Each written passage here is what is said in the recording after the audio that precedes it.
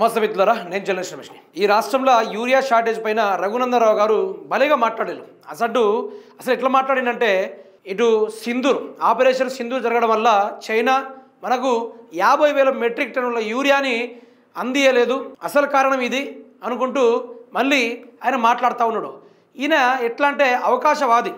ఆయన గతంలో 1 month back 80 ఎకరాలు పేదల దగ్గర నుంచి కబ్జా చేసుకొని 80 ఎకరాలు ఇదే రేవంత్ రెడ్డి తోటి చేతులు కలిపి భూభారతిలో అన్ని పట్టాలు ఎక్కించుకున్న మహానుభావుడు రఘునందన్ రావు గారు. ఇప్పుడు మళ్ళీ ఇంకెక్కడ 200 ఎకరాల మీద కన్నేసిండో కానీ ఇప్పుడు మళ్ళీ రేవంత్ రెడ్డిని జోక్య వ్యవహారం చేస్తా ఉన్నాడు. ఆ విషయాన్ని ఒకసారి ఈయన మాటలోనే వినుకునే ప్రయత్నం చేద్దాం. పాకిస్తాన్ తోటి ఆపరేషన్ సింధూర్ అనే యుద్ధం వల్ల చైనా నుంచి రావాల్సినటువంటి 50,000 మెట్రిక్ టన్నుల యూరియా కొంత ఆలస్యమైనటువంటి మాట నిజం. కలుగుతున్నటువంటి అసౌకర్యానికి మేము చింతిస్తా ఉన్నాం. టీవీలలో వార్తలు, పేపర్లలో వార్తలు చూసి బాబు ధర్నా చేయమన్నాడు, మా కాలంలో మంచిగా. ఇట్లాంటి వాళ్ళు కూడా ఎట్లా ఎంపీలు అవుతారో నాకు అర్థం కాదు. పాకిస్తాన్ ఆపరేషన్ సింధూర్కి ఈ చైనా యూరియా సప్లై చేసిన దానికి పొంతన లేదు, సంబంధం కూడా లేదు. అసలు ఎక్కడ కూడా 1% ఈ సూటబుల్ ముచ్చట కాదు ఇది. ఇక్కడ వాళ్ళ తప్పుల్ని కప్పిపుచ్చుకోవడానికి సిగ్గుశరం లేకుండా రైతుల్ని ఆదుకునే దమ్ము లేక ఆయన గెలిచిన నియోజకవర్గంలో కూడా అక్కడ ఏరియాలో కూడా యూరియా దొరికిన పరిస్థితి ఉంది.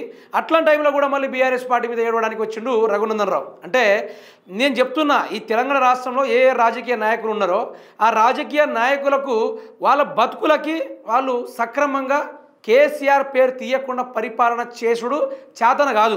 ఎందుకంటే కేసీఆర్ ప్రతిపక్షంలో ఉన్నాడు కాబట్టి వీళ్ళు బతుకున్నారు, లేకుంటే ఆ ప్రజలు ఎప్పుడూ వీళ్ళందరినీ కొట్టి చంపు. అయితే ఈయన విజ్ఞతకు, ఈయన చదువులేని సంధ్యా ముచ్చట్లు కబ్జా చేసుడు తప్ప 80 ఎకరాలు అడ్డంగా దోచుకొని రైతుల దగ్గర నుంచి దోచుకొని భూభారతిలో పట్టాలు చేయించుకొని రేవంత్ రెడ్డిని జోకే ఈయన ఎంపీ ఈయన గురించి మనం మాట్లాడుకోవాలా. ఒకసారి ఈయనకు కూడా 2-3 సబ్జెక్టులు షేర్ చేసుకునే ప్రయత్నం చేద్దాం. యూరియా ఏమంటాడు, చైనా నుంచి మాత్రమే 50,000 మెట్రిక్ టన్నులు రావడం ఆలస్యమైంది, దానికి కారణం ఆపరేషన్ సింధూర్ అంటుండు. ఆ విషయాన్ని ఒకసారి ఈ యొక్క కోపుడి వాళ్ళకు వినిపించే ప్రయత్నం చేద్దాం. అయితే వినండి మిత్రులారా. Key importing countries based on the 2023 డేటా, ఇండియా కంట్రీ ఏ దేశాల నుంచి యూరియా ఎక్స్పోర్టింగ్ చేసుకుంటుందో అది ఒకసారి మనం వినుకునే ప్రయత్నం చేయాలి. First China, a major source of urea for India with important of 1.86 million tons in 23 to 24. Oman, another significant supplier providing a large quantity of urea to India. Next, Russia Federation, notable important with a substantial trade value in urea with India. Inkoti chuskondi, United Arab Emirates, UAE, also a key country for urea into India. Qatar and Saudi Arabia, these nations also contribute to India's urea supplies. ఇన్ని దేశాలు ఉన్నాయి, ఒక్క చైనానే కాదు, ఇన్ని దేశాలు ఉన్నాయి. మన తెలంగాణ రాష్ట్రంలో యూరియాని ఇతర దేశాల నుంచి మనం ఇంపోర్ట్ చేసుకుంటున్నాం. గా చదువు సంధ్య కూడా లేకుండా ఇష్టానుసారంగా ఇదే ముచ్చట బయటికి వచ్చి రైతులకు చెప్పిన అనుకో రఘునందన్ రావు, ఇక నిన్ను వాళ్ళు ఎట్లా సన్మానం చేస్తారో గట్ల సన్మానం చేస్తారు. అసలు ఎట్లా మిమ్మల్ని ఎట్లా గెలిపిస్తున్నారు ప్రజలు?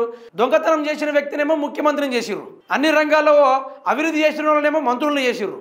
అసలు దేనికి పనికి రాకుండా, సబ్జెక్ట్ లేకుండా, అసలు ఒక ఆబ్జెక్ట్ తెలియదు, సబ్జెక్ట్ తెలియదు, అలాంటి వాళ్ళేమో ఈరోజు తెలంగాణ రాష్ట్రంలో బీజేపీ ఎంపీలుగా, కాంగ్రెస్ ఎంపీలుగా కొనసాగుతూ ఉన్నారు. నిజానికి తెలంగాణ రాష్ట్ర ప్రజలు చాలా గొప్పోళ్ళు. ఏరుకోరి కరువు కాలకాన్ని తెచ్చుకున్నారు, ఏరు కోరి అన్యాయాలు చేసే ప్రభుత్వాన్ని తీసుకొచ్చిర్రు, ఏరి కోరి ఇంత ఘోరాతి ఘోరమైన ప్రభుత్వాలు తీసుకొచ్చింది ఈ యొక్క ప్రజలు మాత్రమే. యూరియా కొరత నీకు ఏం సాకు దొరకలేదు చెప్పుకోవడానికి రఘునందన్ రావు. ఇప్పుడు 200 ఎకరాలు ఎక్కడో చూసినట్టు ఉన్నాడు, అవి మళ్ళీ భూభారతి ఎక్కియాలంటే మళ్ళీ రేవంత్ రెడ్డిని పొద్దుట సాయంత్రం దాకా తరాజులో పెట్టి జోకే ప్రయత్నాలు చేయాలి. ఇట్లా జోక్తే తప్ప ఆడ భూభారతి వెబ్సైట్లో ఈ 200 ఎకరాలు మళ్ళీ ఎక్కదు. ఇదేనట్రా మళ్ళీ ఏమనంటే మళ్ళీ కేసీఆర్ అక్క కోపడ్డాడు వీళ్ళందరికీ.